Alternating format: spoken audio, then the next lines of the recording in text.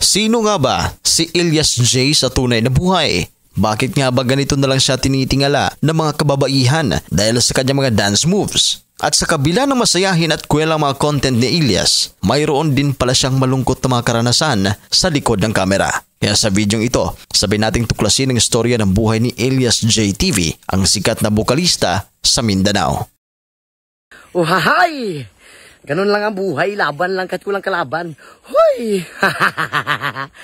Si Elias J TV na may tunay na pangalang Elias Lintukan ay isang kilalang personalidad sa social media. Dahil sa kanyang kasikatan ngayon, mabilis na sumampa sa mahigit 3 million ang kanyang social media followers. Kung sila ay dadayo para mag-perform sa isang lugar ay talaga namang pinagkakaguluhan. Siya ay kilala sa kanyang mga reggae music performances kasama ang kanyang bandang Kalumad Band. Kabilang ang mga cover ng kanyang mga kanta na may sariling estilo. Si Elias ay taga Magpet, North Cotabato mula sa tribong Manubo. Una siya nakilala sa kanyang ekspresyon na uhahay at kwelang mga content sa social media. Unang nagtrending ang kanyang video nung siya ay nangolekta ng goma o rubber at nagtatapping na siyang kanyang pangunahing hanap buhay sa North Cotabato. Si Elias ay nagtapos sa kursong Bachelor of Science in Criminology noong June 2023. Anya, nagtapos siya dahil sa pagsusumikap ng kanyang pamilya sa pamamagitan ng pagtatrabaho sa rubber plantation. Sa kabila ng masiyahing mukha ni Elias, mayroon din siyang malungkot na mga karanasan sa buhay. Dalawa lang sila ni Elias na magkakapatid. Ang nanay Lita niya ay isang overseas Filipino worker o OFW na nagtatrabaho sa Bahrain, isang domestic helper. At ang kasama niya palagi sa kanila ay ang kanyang kapatid at tatay. Kwento pa niya sa panayam ni Chito sa Montina, nagsimulang nag-abroad ang kanyang ina mula nang siya ay grade 2 at muli niya itong nakita nung umuwi ito nang siya ay grade 9. Nagsimulang ng ibang bansa ang kanyang ina matapos na naaksidente ang kanyang ama sa dibombang baril na ginamit ito sa pangangaso dahilan na nabulag ang kanyang isang mata at doon na nagsimula ang dagok sa kanilang buhay.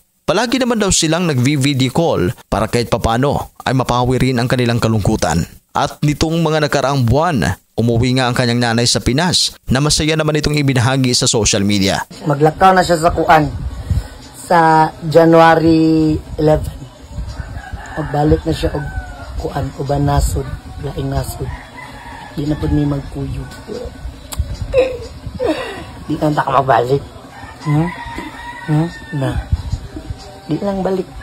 Aminado naman si Elias na mahirap na walang nanay na mag-aasikaso at nagkaedad na hindi ito kasama. Napaluha si Elias nang ikwento niya ang kanyang karanasan dahil anya, ngayon niya lang ito sinabi sa publiko. Kinilala naman niya ang sakripisyo na ginawa ng kanyang ina at plano naman ni Elias na kung magkapera siya ay hindi na niya ito pabalikin sa ibang bansa ang kanyang nanay Lita. Si Elias ay mayroon na ngayong kinakasama na si Abigail Karikitan, isang licensed professional teacher. Sila ay mayroong isang anak na si Apollo. Sa kabila ng mga pagsubok na pinagdadaanan, ngayon, isa na si Elias sa mga taong tinitingala, pinagkakaguluhan at matagumpay sa buhay.